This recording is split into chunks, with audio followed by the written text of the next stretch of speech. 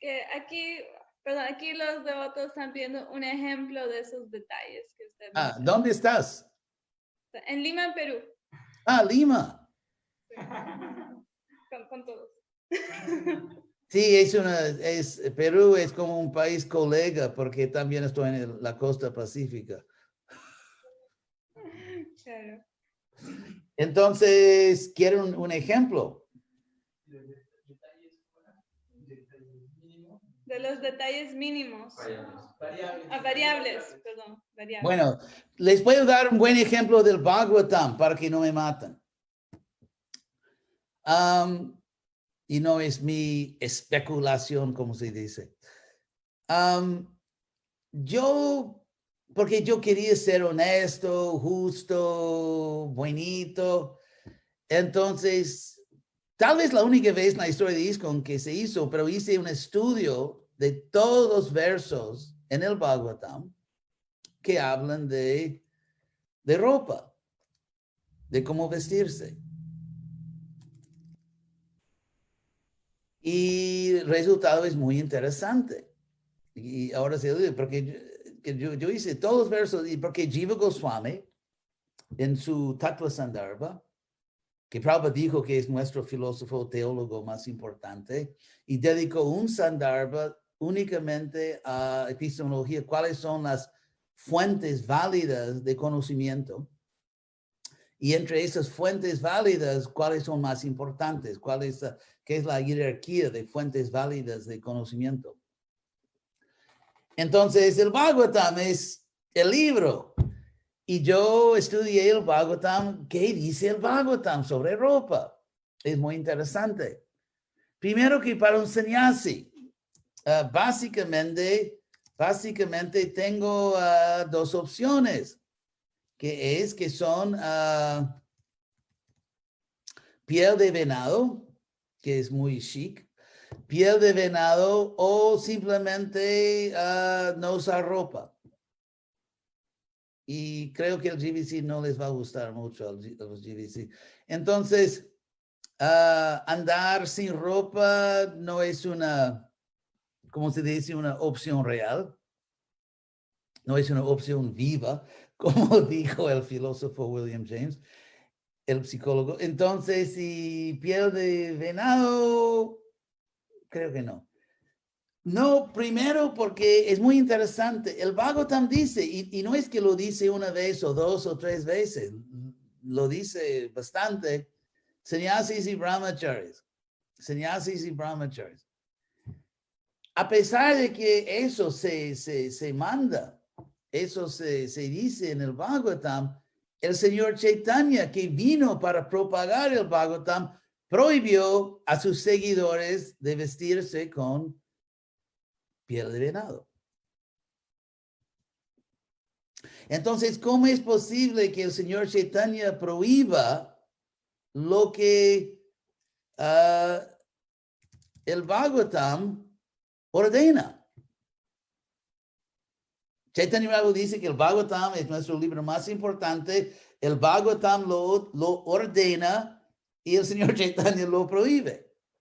Como se dice, solamente hay una manera de explicar eso. Y Rupa Goswami explicó, porque ropa es un detalle. Inclusive Jiva Goswami, cuando Jiva Goswami dice que el Bhagavatam es la fuente válida de conocimiento espiritual más importante, él especifica, que es específicamente, para Siddhanta, para conclusiones filosóficas. Andar de piel de venado no es Siddhanta, no es una conclusión filosófica fundamental. Y por eso Chaitanya Mahaprabhu mostró por su ejemplo que esos detalles, mismo en el Bhagavatam, no son obligatorios. Pero la cosa continúa, porque Chaitanya Mahaprabhu, como sabemos de las pinturas, los cuadros del BBT, andaba con un mini gamsha cuando tomó sannyas. ¿Por qué?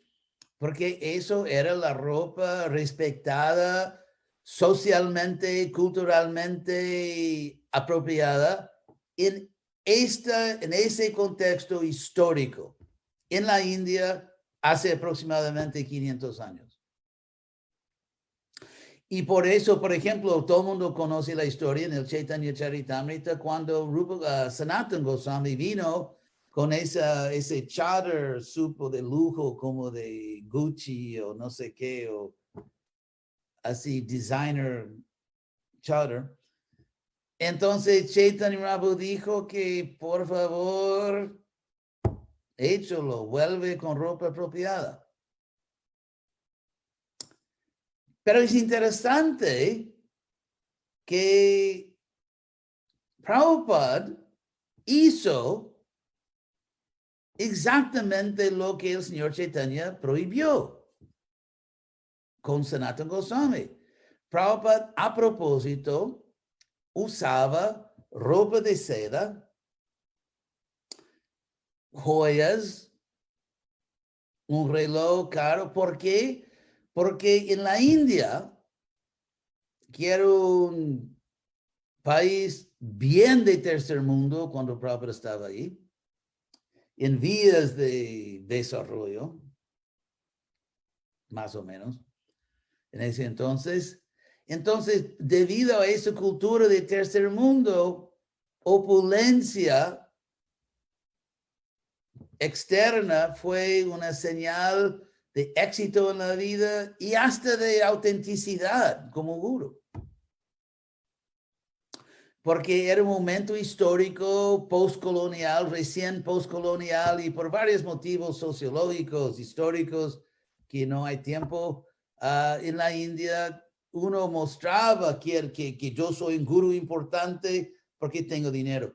Y es por eso que Prabhupada predicaba que, por ejemplo, yo escuché tantas veces de Prabhupada que tenemos tantos templos, en cada templo ganamos tanto dinero todos los días, tenemos tantos vehículos y carros, porque en la India tener tu propio vehículo era wow, porque nadie tenía un vehículo, son las personas muy respetables. Entonces Prabhupada hablaba de nuestro dinero, de nuestra flota de vehículos, que usaba ropa así cara. Es interesante porque en los Estados Unidos funcionaba mucho menos. Porque en los Estados Unidos, un país que tiene tanto dinero, prohíbe de que un gurú es auténtico, es que no use esas. Entonces, todos esos vectores, todas esas líneas culturales se oponían y después Chaitanya Mahaprabhu. Entonces, al fin y al cabo, tenemos que estudiar muy, muy bien la situación histórica en que nos encontramos. Entonces, Chaitanya Mahaprabhu, rechazando los mandatos, digamos, vestuarios del Bhagavatam, se vistió de otra manera. Pero después viene Bhaktisiddhanta, que rechaza el ejemplo del señor Chaitanya. Entonces, Bhaktisiddhanta no se vistió con minigamsa. Él usó, por ejemplo, ese famoso dhoti de sannyasi que tenemos en ISKCON. ¿Por qué? Porque lo saben los miembros de la misión Ramakrishna. La misión Ramakrishna tiene una filosofía que es todo el opuesto de la verdad del Bhagavatam. Es difícil imaginar una filosofía más desviada, como Prabhupada siempre explicaba. Sin embargo, la misión Ramakrishna India era tan popular, tan querida, que ellos se visten así. Todos nosotros nos vestimos así, siguiendo ellos. Y la palabra kurta, una palabra musulmana, como ustedes deben saber, y es una camisa musulmana, pero era la moda.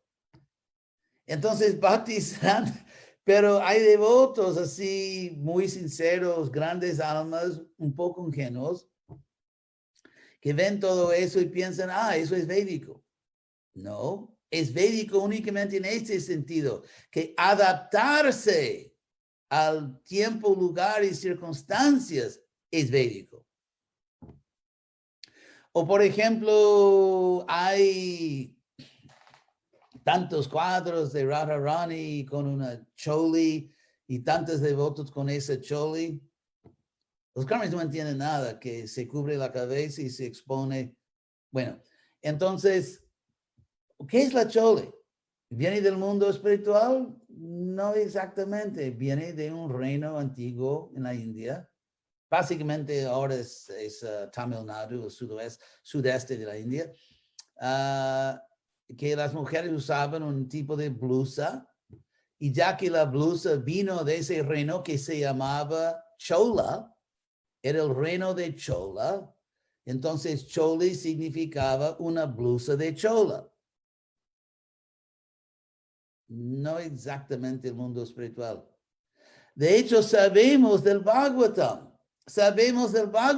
que las gopis y otras mujeres respetables en ese entonces no usaban el sari típico de la India. ¿Cómo sabemos? Porque las escrituras dicen que ellas usaban cinturones. Las escrituras dicen que tenían una ropa superior e inferior, como una falda, una blusa, algo así, que usaban cinturones. Entonces, el señor Chaitanya rechaza las prescripciones vestuarias, códigos de vestimenta del Bhagavatam. Bhaktisiddhanta cambia lo que Chaitanya Mahaprabhu hacía y Prabhupada cambia de nuevo porque los Sankirtaneros usaban ropa occidental. Entonces, yo he publicado ensayos con tantas citaciones de Prabhupada. Yo no estoy inventando esas cosas. Por eso, si se habla de ropa, la única conclusión racional es que es un detalle. Rupa Goswami da una lista de principios fundamentales de Bhakti Yoga en el capítulo 6 de Néctar de la Devoción y no menciona ropa. Es un detalle, obviamente. Así que, claro que diferentes devotos puedan tener diferentes opiniones sobre cuál es la ropa más apropiada, más efectiva para nuestra misión y está bien, se puede discutir, se puede hablar.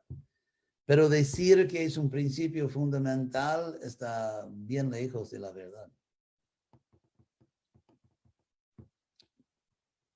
Como por ejemplo llamar a un sannyasi Maharaj.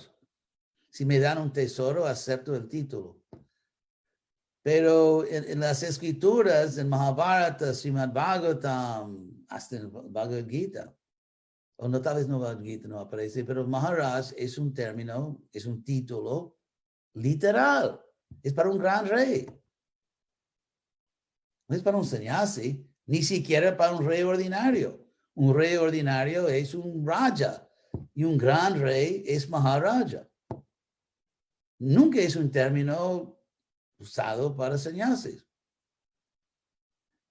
Pero hay costumbres de la India. Entonces, hay tantas cosas, como he explicado tantas veces, que hay devotos que creen que no, solo se puede ofrecer a la deidad ropa a Krishna le gusta, que es védica, pero la mitad viene de Turquía.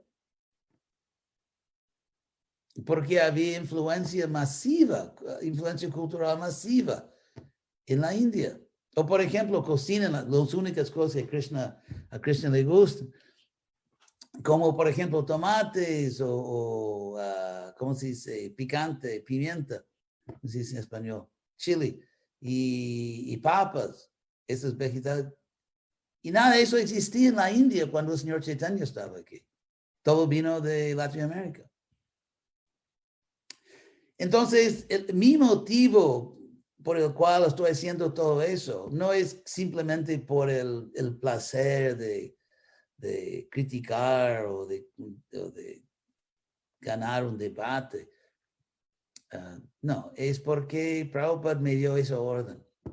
Estoy obedeciendo la instrucción de Prabhupada de estudiar y presentar la conciencia de Krishna en forma inteligente para que personas inteligentes, importantes en la sociedad, nos acepten como una ciencia espiritual y no una religión dogmática o mitológica, pero que nos acepten como una verdadera ciencia espiritual. Y todo lo que estoy haciendo con todo esa bla, bla, bla, y Krishna West, todo eso, es simplemente porque estoy tratando de obedecer y llevar a cabo la orden de Prabhupada. Que Prabhupada estaba tan preocupado que su movimiento fuese aceptado por personas inteligentes.